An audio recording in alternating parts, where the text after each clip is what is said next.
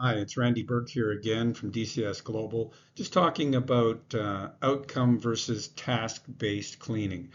Outcome often talks, performance-based, for instance, is often used.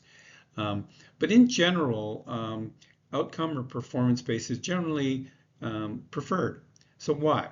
Well, really because in North America, we have a seasonal environment, unless you happen to be actually in California, which is got its own issues right now, unfortunately. But yeah, and so what you're doing is you're freeing up your service provider and in fact management from monitoring, how often restrooms are power scrubbed or such.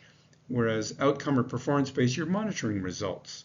You know, is it meeting the overall expectation and needs of the building?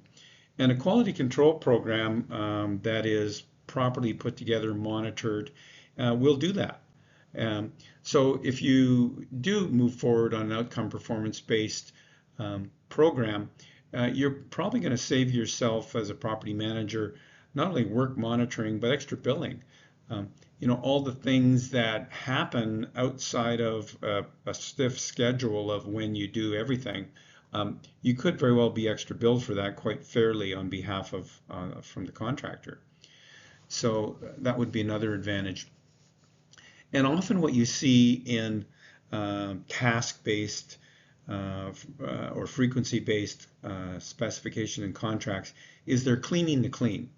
They're going through the motions. It says I have to, power scrub that restroom, and they do them all, whereas maybe only three in the whole building need to really be done. And that time can be allocated elsewhere.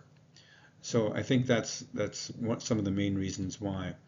Although you can use task lists and such, it's a good baseline document to add with outcome-based language.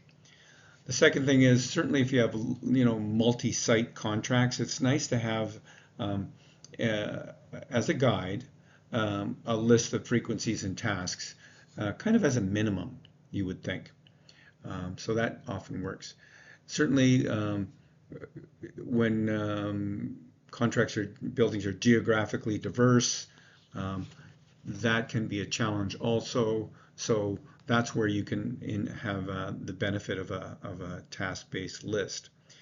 And certainly in setting up KPIs, that is also helpful. So use your spec as a model. Make sure the quality control reports are in monthly minimum. And what you're looking for really also is a variance report.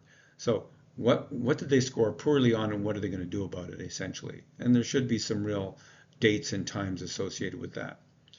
And it is all things like this. Get input from your own staff and the service provider in design and execution. I think yeah, at that point you will find outcome or performance-based specifications and contracts would serve your need. Thanks.